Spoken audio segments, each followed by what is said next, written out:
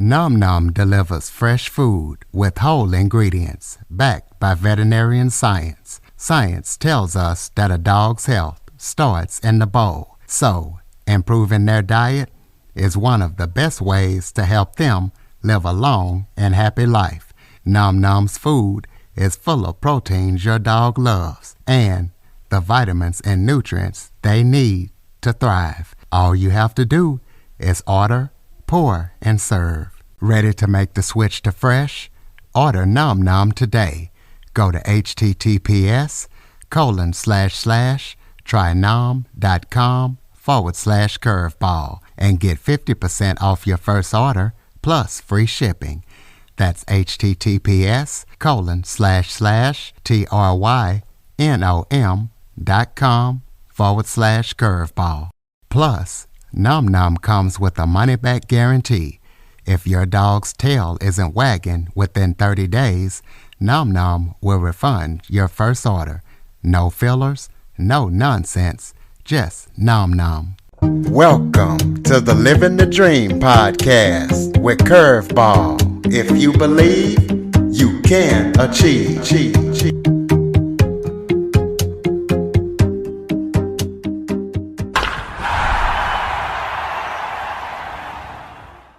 Welcome to the Living the Dream with Curveball podcast, a show where I interview guests that teach, motivate, and inspire. Today, I am joined by author and teacher of deaf students, Rachel Zemach. Rachel has been deaf since age 10, and she also teaches. And, she's going to be coming on the show today to talk about something that affects 85% of deaf students who are trying to get their education to where people are told, their parents are told, no reason to learn sign language. So Rachel wants to talk about how important it is to deaf students and how important it is for, people who are going to be working with them to learn ASL. So Rachel, thank you so much for joining me today.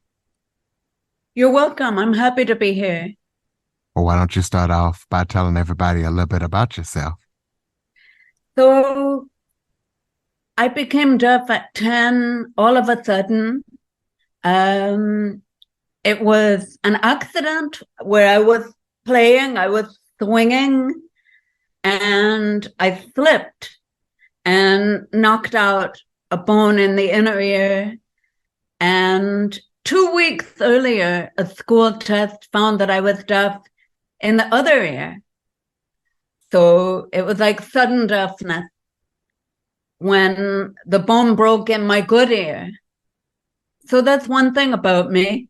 And then when I was 40, I started a teaching career. It took me a long time to get there, but it was a teaching job at a public school, a regular hearing public school near my home. And they had a deaf program. So I taught the deaf class, kindergarten through third grade. And I fell in love with teaching. And I also learned a lot of kind of hard lessons about deaf education. And that's why I wrote my book, because I was kind of shocked by what I saw and what I learned there. So explain to people what ASL actually is for those who might not know, and what is the purpose of it? Yeah, so ASL is American Sign Language, and it has been around for a long time. It came from indigenous sign language originally, and French Sign Language combined became American Sign Language. And the deaf community uses ASL, American Sign Language.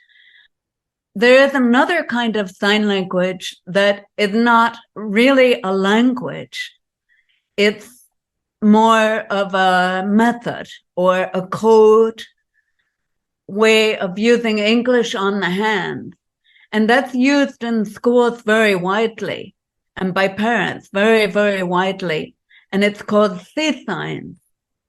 And it is not at all similar to ASL. ASL is the one that's a complete language on it in its own right. So you say that having good speech makes life a little bit harder for you. Explain why that is. Yeah, it's ironic, but when I meet somebody, for example, maybe I meet a neighbor and they're hearing and they start talking to me. If I talk back to them the way I'm talking to you now, you're hearing my voice. Psychologically, they think I can hear, even if I keep telling them, I can't understand you, I'm deaf. I'm deaf, I'm deaf, I'm deaf, I cannot understand you. Please write it down. There's something about the way somebody delivers a message. If they deliver it in speech, then the other person thinks, okay, I'm going to talk back to them. And that's how we'll communicate. So if I pointed to my ears and I said, no, if I showed them in gesture, I can't hear you, and I didn't use my voice, I just whipped out a paper and pencil and gestured everything, then they will communicate with me with paper and pencil. And I'd be able to understand them. The thing I'm trying to say, I guess, is that lip reading is really hard. And it doesn't work as well as people think it does. Okay. Well, explain the difference between schools for the deaf and public schools for deaf students. How is that different for them? Yeah, that's a really good question. So in California, we have two state schools for the deaf. One of them, Riverside, LA, and one of them is in Fremont, North California. And they're both very highly regarded. They're really great schools. And they both serve kids from age, I think, 2 to age 22. And they both have many deaf staff members, deaf teachers, deaf principals, deaf custodians, deaf secretaries, etc. And so the children have role models, many role models, and they have many deaf friends to interact with. And their teachers are deaf. And everything is done in ASL. All the communication is done in ASL. So by comparison, 85% of our students attend a different kind of school. They don't attend deaf schools. Only 10% attend deaf schools, like the ones that I described. But 85% go to regular public schools, just the same as your children would go to. And they're put in regular classes with hearing students. And very often they're the only deaf child in the whole school. And they don't have deaf teachers. Very often ASL is not even used in the school by anyone. And they don't have deaf friends. So hearing people think that the kids at the deaf school are isolated in a little deaf world. But the way I see it, from personal experience and also from teaching and from everything my friends say, deaf friends say, It's the people who are in the mainstream schools, the public schools, who are really isolated because they're not understanding their teachers and they're not understanding the other kids. And they don't have a strong base of language because they don't have ASL. And they can't get an education because they're not understanding people. They're just sort of faking it. Well, give parents some best practice tips on how they can make sure their deaf or hard of hearing child does well in school. Okay, that's a great question, a great opportunity for me. Thank you. First of all, I want to tell parents something that will be really hard for them to believe, and that is that doctors, audiologists, even administrators of schools often will not give them good advice. What they're going to be told by their doctor, the audiologist, the principal of the school in their neighborhood, they're going to be told that, look, give your child a cochlear implant. That's surgery. It's quite invasive surgery. And it is very effective for many people, but it's not a miracle. It doesn't make the child hearing. And it doesn't change the things that I believe in. It doesn't change the child's need for deaf peers, ASL, the deaf community. It just makes hearing people a little easier, sometimes much easier. But the doctors will tell parents, don't worry, your kid will be fine if you get them a cochlear implant and speech therapy and put them in a regular school, in a regular class, and don't learn sign language. And the professionals tell parents, if you learn sign language, your kid will start signing instead of speaking. And you want them to be able to function in the hearing world. So just put them in a hearing school and try to get them to talk. And that's very bad advice. And many parents, almost all parents, take that advice because it sounds logical to them. And they don't know anything about deafness. So they think, okay, all these doctors are telling me the same thing. Of course, they know better than me. The trouble is that all these decisions are being made without any deaf adults involved. And deaf adults are the ones who really know the issues, who really understand what the child needs. But they're not working in doctors' offices, and they're not running schools. They're not the principal of a hearing school. They're not audiologists. They're not speech therapists. And so all the people the parent meets are all going to tell them this point of view. And if that same parent had a deaf neighbor and asked what they think, they would get the opposite advice. And that's what I would give them also, the opposite advice.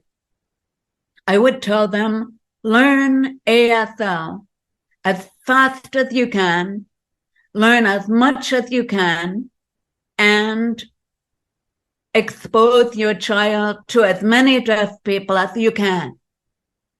And that's how you have a happy child and a child that has a language. And that's how you guarantee it. And then you can also give them a cochlear implant or a hearing aid and have them take speech therapy. There's no problem doing that. But don't forget about ASL.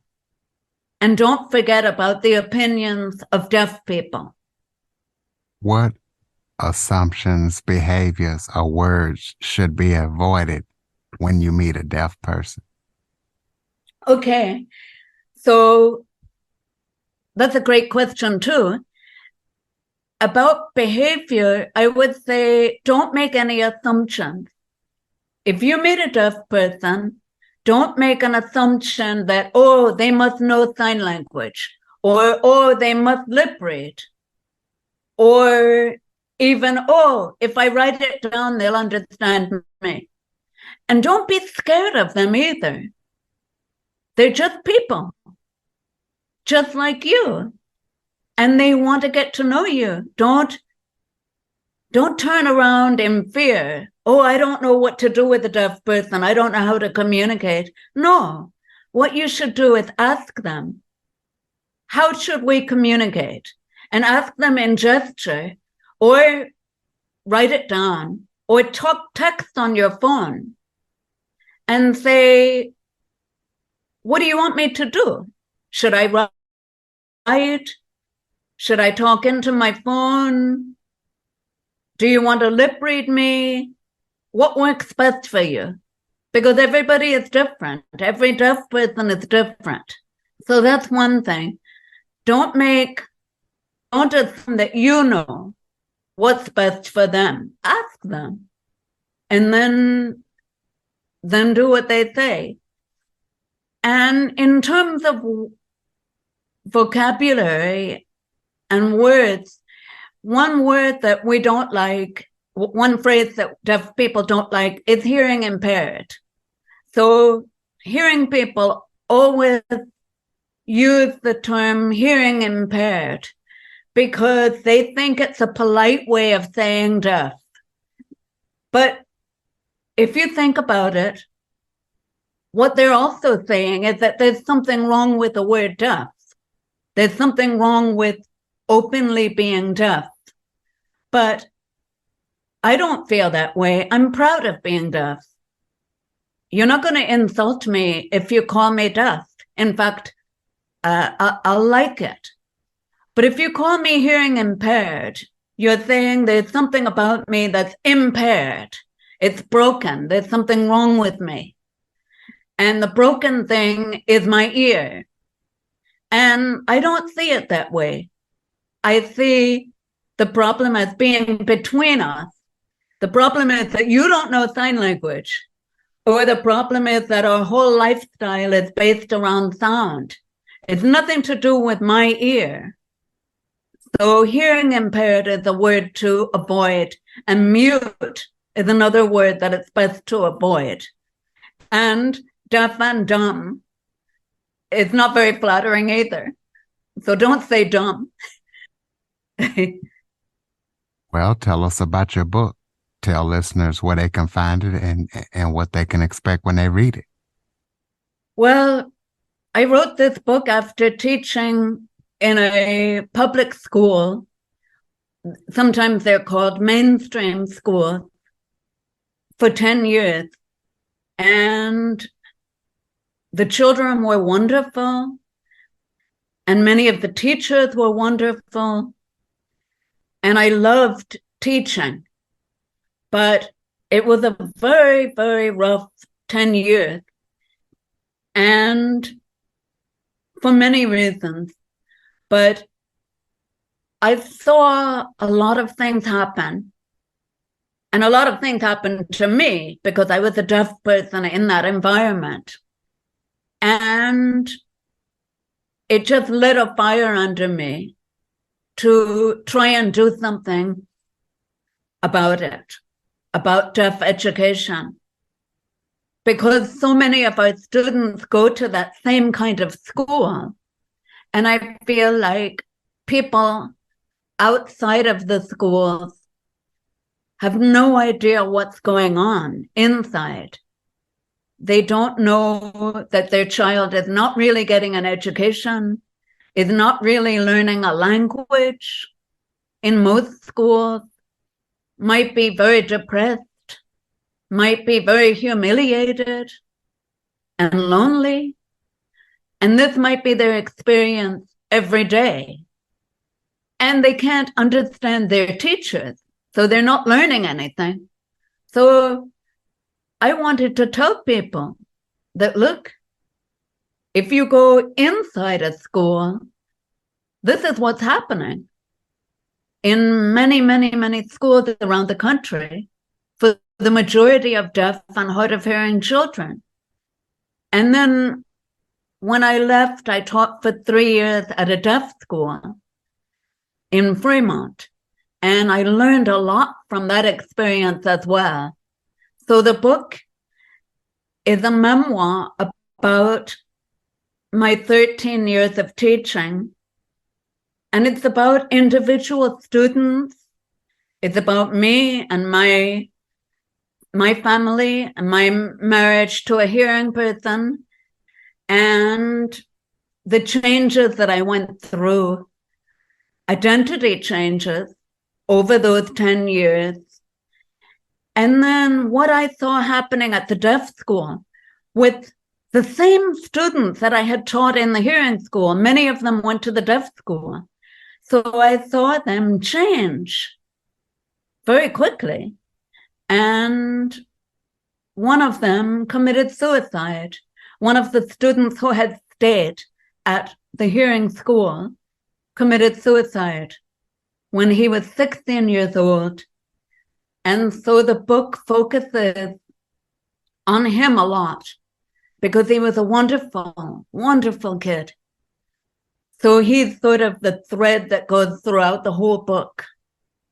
Tell us about any current or upcoming projects that you're working on that people need to know about. Well, I actually have an event that's happening this Saturday at Book Passages in Corte Madera, Marin. We're in California. I'm not sure where you are, but I'm in California. And Book Passages is a beautiful bookstore. And for anybody that can make it, it's at 11 a.m. And I hope you do come to it. It'll be very fun. I'm trying to make it fun. I'll be reading excerpts from the book, and there will be some deaf people there and an interpreter for me and for any deaf people in the audience. And I'll be giving away some T-shirts that have a beautiful design on them, the same as the cover of my book. And then in September, on the 9th, I'm speaking in a library in Sonoma, a Sonoma library, but it's in Petaluma at 1 p.m. So those are two of the events that I have coming up. Well, throw out your contact information so people can keep up with everything that you're up to. Yeah, I have a new website that is www.rachelzemach.com. I kept it very simple. Zemach is spelled Z as in zebra, E-M-A-C-H, C as in cat, and H, Zemach. And then I'm on Facebook and Twitter, and the book can be bought on Amazon or books, I think it's called Bookshop, or Barnes and Noble online. And it's called The Butterfly Cage. Speaking of the butterfly cage, when we were in the green room, you asked, could you read a couple of short excerpts from the book? So go ahead and close us out with that and any final thoughts that you have. This is going to be about how having a deaf identity is not about how much you can hear. It's more about your values and your experience, what school you went to, your family. It's cultural.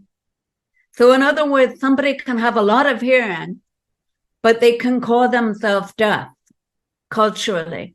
It's hard to explain to you, but maybe After I read this, you'll understand what I mean better.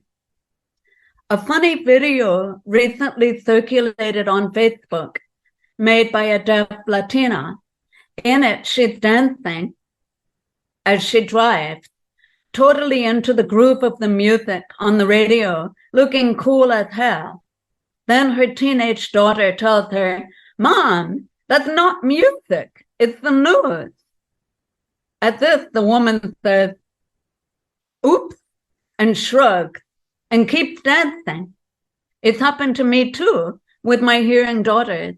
I've asked them why some great sounding songs on the radio were so short and what the lyrics were, only to be told that what I thought was the next big hit was a life insurance advertisement.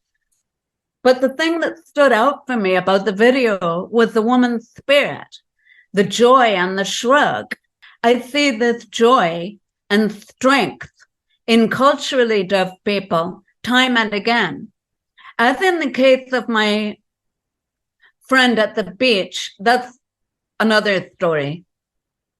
And the girl who saved her brother, that's also part of another story. Being deaf for the woman in the car was not a hindrance. All three, due to their access to language via ASL and the critical thinking skills, a comprehensive language afforded them, were living their best lives, deaf on their terms, rather than being shaped by hearing people's view of what deaf must mean.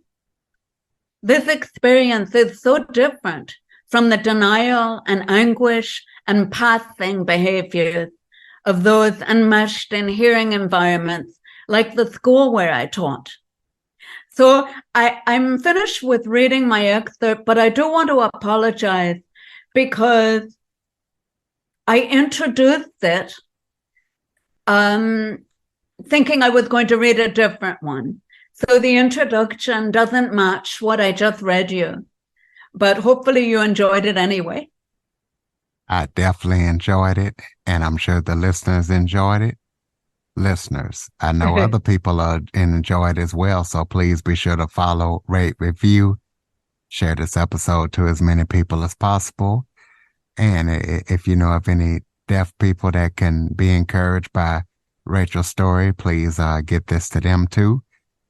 And if you have any guest or suggestion topics, cjackson102@cox.net is the place to send them. As always, thank you for listening. And Rachel, thank you so much for joining us and in sharing your amazing story. Thank you for having me. For more information on the Living the Dream podcast, visit www.djcurveball.com. Until next time, stay focused on living the dream.